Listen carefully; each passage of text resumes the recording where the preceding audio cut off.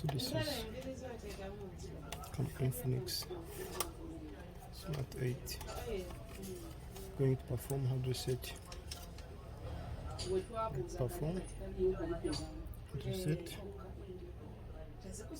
And reset.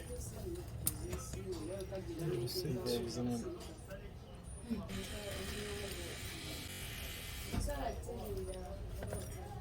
So I'm going to use power button for 1 to 2 seconds and volume down.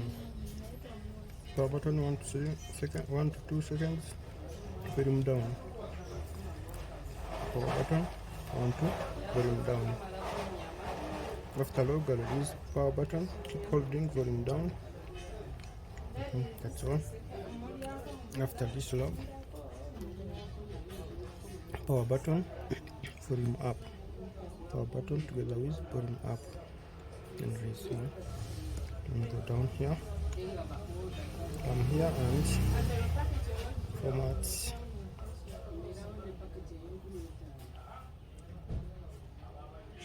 That is all.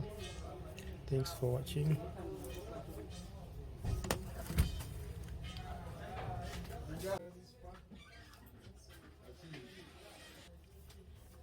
After the video,